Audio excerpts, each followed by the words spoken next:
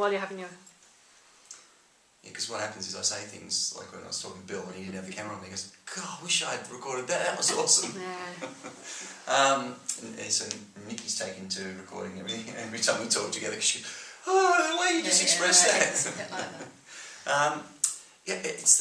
It's the nature of the evolutionary change process, the fact that brains, are evolutionary Darwinian systems. That's like, Gerald Edelman's work on the theory of neuronal group selection. So we know that the nature of mBIT and mBraining is the process of neuroplasticity aligning and bringing out its highest expression, which entrains out to others around you. It changes the fabric of your world, which changes the fabric of the world, which entrains back, because entrainment works two ways. And that continues the evolutionary process. So I think what you were saying there in your question, in your point, was when you come to mBIT, it's not like you come to NLP for a bit of personal excellence. It's the structure of human excellence, and it's all about me, and I get something, and that's fantastic. If I do something for others, well, great, but it's really a personal development, in which the focus of personal development is all about self. It's all about self, which is fantastic if that's what you want, and some people want that and need that. That, though, can be a really dangerous thing in the world, especially when you've got 7.2 billion on the way to 11 billion humans, all focusing on self in a system that is not an infinite growth system. So we need wisdom in how we live on spaceship Earth, because it's not infinite. And so it's more about personal evolution, understanding that evolution occurs in ecologies. So in an ecology, in a system, no person can evolve by themselves because the system evolves. So personal evolution, the focus of mBIT and mBraining, is about, it starts with the heart, it's about compassion and connection with others. So it's about relational affect, it's about how you influence and are influenced in return. So it's not about personal excellence, so you get personal excellence from it. But the focus isn't on you, the focus is on, you could say, the field, on the system. Nice. And I think that's one of the things that maybe differentiates mBIT from some other personal development focused modalities, and as I think brings an extra layer of wisdom to NLP, because NLP has gotten a bit of a bad name in certain contexts over the years, because some people have used it for, what in a systemic way would be ill intent, very personal intent, but a damage to others. They don't influence integrity, they manipulate. And NLP is a very powerful tool. It's one of the most profoundly powerful tools I know, until I came across mBIT. So, in that way, I just think mBIT is what NLP, everything NLP needs to be. It adds that NLP was largely neuro. At that time, they thought the brain was the brain was the head brain. Didn't understand we had a heart and gut brain. Linguistic, well, that's language is a function broke over Nikki's area. It's left hemisphere with right hemisphere components, but it's largely head brain. Programming, well, it's a very algorithmic programming. We're going to program. So it gets to this bit through kinesthetics. It largely throughout olfactory and gustatory, the two senses, the smell and taste sense, because Bandler and Grant has said, for the most part, you don't need OG, olfactory, gustatory, just focus on visual, auditory, kinesthetics, or visual and auditory head-based modalities. Kinesthetics is the soma, the body, so it's a blunt instrument to get at two core souls, two core intelligences, two brains, and we threw out their language. Most of their language is olfactory and gustatory. The heart is connected to smell in a very strong way, and the gut, of course, the gut brain, as you know, the distal end of the gut brain is the tongue, so taste is the language, one of the core languages of the gut brain. So NLP, I think, did itself a disservice and missed in the behavioural modelling aspects, because it wasn't modelling these brains. mBIT models, using neuroscience to inform the modelling, these core intelligences that wisdom traditions have known about for thousands of years. And so it brings back to the heart of NLP the wisdom that sometimes NLP doesn't have. There's forms of, third gen and various forms of NLP that have attempted to bring it in, and some parts of NLP will talk about heart and gut, not knowing that the neuroscience of the heart brain and the gut brain brings some, and the autonomic nervous system modes bring some incredible power So is that kind of maybe getting at what? Yeah, kind of. I guess the other thing I'm thinking is, it's had an incredibly fast journey on growth so far. We're only got 2.5 years in from that first ever training in New Zealand. Yeah. Incredible. With the growth now across more than 12 countries. It's incredible. We've got coaches and trainers and master trainers spread around the world. Other people who have developed, been in the process of developing fields, and they hear about how fast and quick and how far mBIT is spread. They say, "How did you do it? How did you do that?" And it's not how did we do it, because it's not about Marvin and myself. mBIT has spread because it's resonated with people. When you tell somebody about the heart and gut, it suddenly validates their world experience. They know they've got gut instincts and gut intuitions. They know their heart speaks to them about what's true for them. And you're now saying, it's not a pump, it's not some stinky plumbing. It's incredible intelligences that you can learn to tap into. And intelligences that, if you go to some sort of esoteric and spiritual level, what wisdom traditions have been saying is we're our spirit. And so if there is something beyond the 9 to 5 of existence, you tap into it somewhere in here. And so you get these incredible deep intuitions about your wisdom that's right for you and how you are doing the authentic selfing. That's, I think, why it's grown, because people resonate with it. Yeah. And for me, the other thing that really works for me in this model is that I don't have to let go of everything that's gone before. It doesn't challenge my Christian belief systems, it doesn't challenge the NLP that I know, it doesn't challenge my academic world, but it gives me a model to bring it all together. And this is kind of the icing on the cake, and then some, because it kind of brings it all up to a whole new level. So that's certainly what I love about it, and the respectful nature of it, the complementary nature of it. So for people listening, worth saying that the structure of getting involved at the moment, there's shorter workshops, and they're developing all the time. So we're just about to pilot a leadership 2-day version of a workshop in Auckland.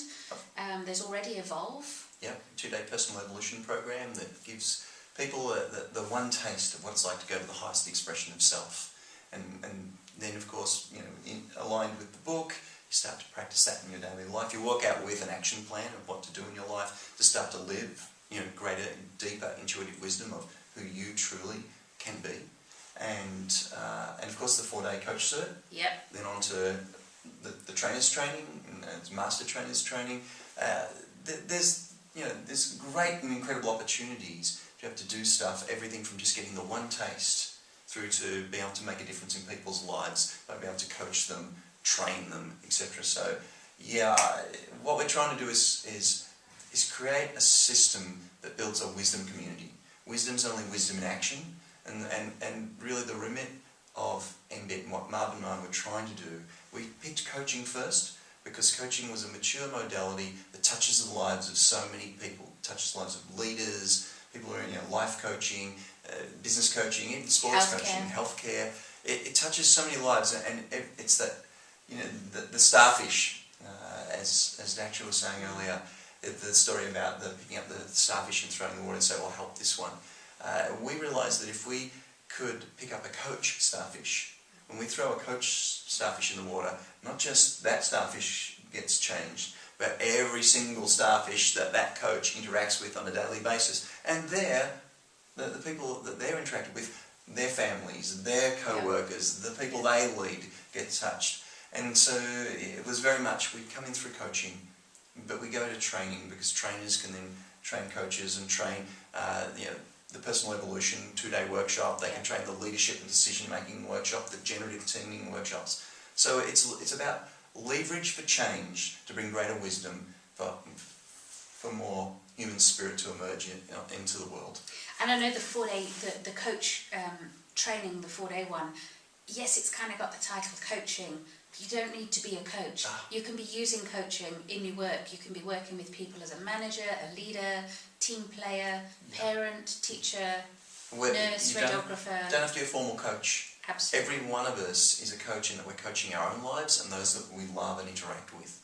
Every time someone comes to you and says, I've got a problem, even if it's in just a conversation over coffee, you're now in a coaching situation.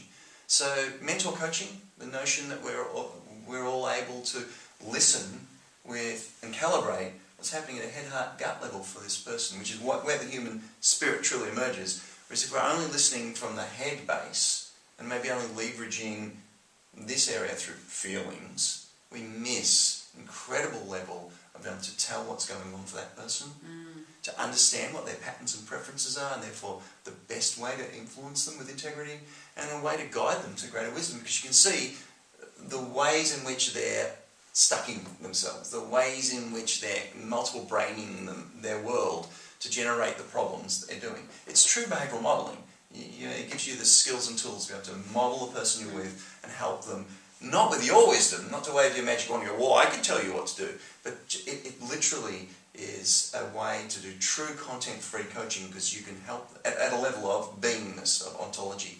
You can actually help them emerge their wisdom that just transforms everything for them where they're at. And yet there's a beautiful, simple how-to process that we teach people to make this reality. Yeah.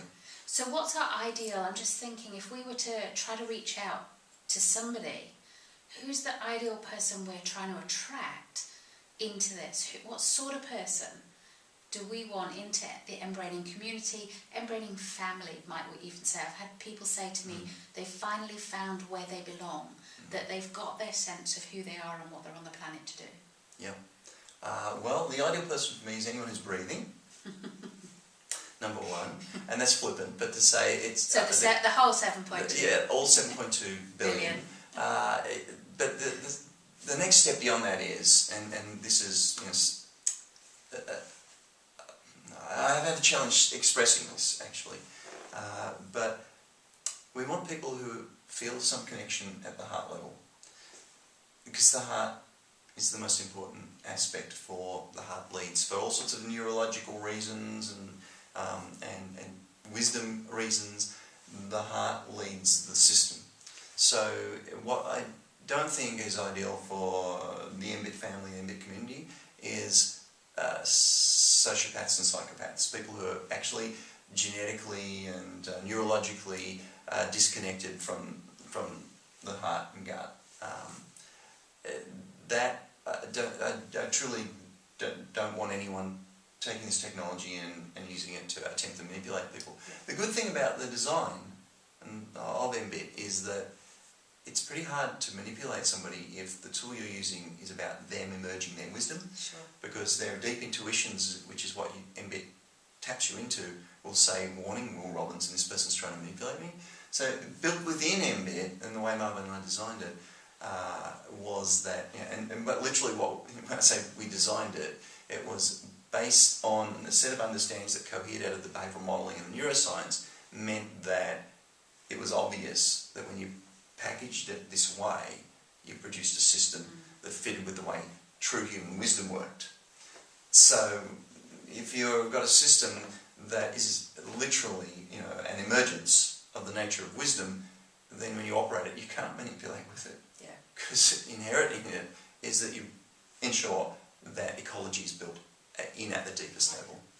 And it is going to challenge some ways of doing business to some extent. So I know for myself, I run my own business. I heard myself saying at my latest coach certification, I'd rather have 10 people in the room who are going to take this and use this to make the wisdom community, to do compassion in the world, than 50 people who get a great experience for 4 days but walk away and change nothing. Yeah, exactly. The thing about mBIT is, and certainly in the early days, there's a resonance, and people are being attracted to it.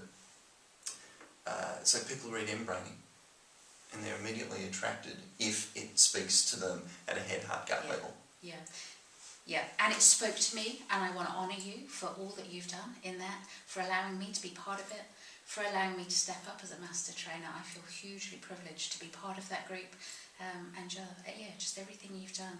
Thank you hugely.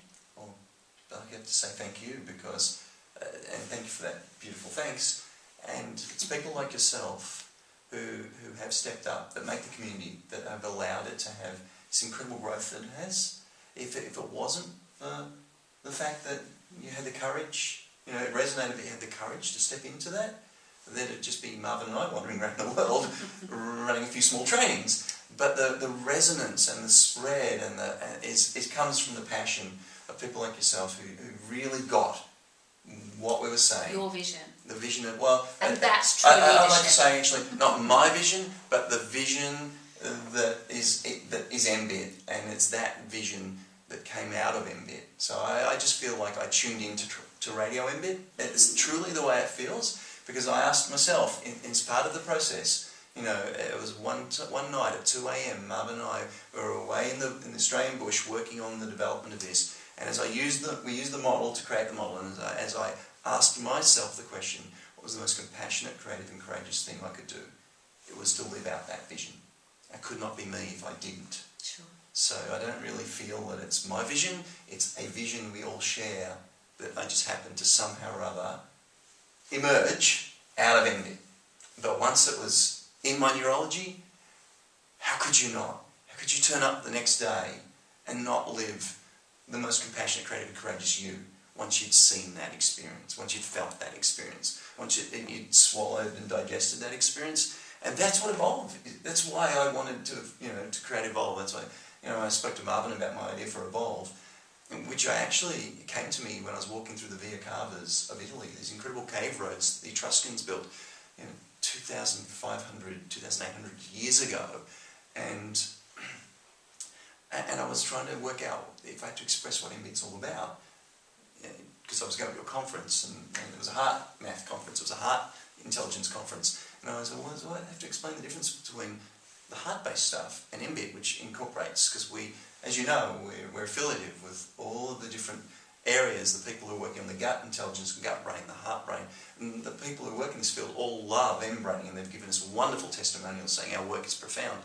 And we honour and work with these people because we don't see ourselves in competition with anyone, because mBIT is so complementary. It's complementary to NLP, it's complementary to heart math, it's complementary to coherence.com, etc. So we work closely with all of these people.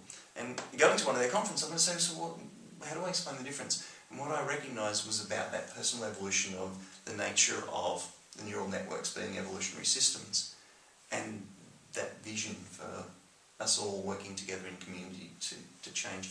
And so I knew I wanted to create this 2-day program that people didn't have to go through the whole coach cert, but they could get in touch with what's the most compassionate, creative and courageous to them, and not just as a set of words, but as a fully guided behavioural experience. And once you've tapped into that, once you've tapped into that sense of truly who you are, and all the stuff that society put on you, etc., that you might have been living from, but really wasn't you and your wisdom. When you tap into that, the next day you can't do anything but live that. And that's how we'll change the level of consciousness, one person, one starfish at a time. Because if we've got leverage systems, it's not just one starfish at a time, because it's coaches and trainers who are, and training, with leverage. And that's how things can go viral and the world can change in positive ways. And we can get viral memes that go across society that are negative. We can get viral memes that go across society that are positive, and change the structure of the brains so that they're more inclined to think more positive thoughts. That's generative. That's exciting. And in my view, that's true leadership. Thank you. Pleasure.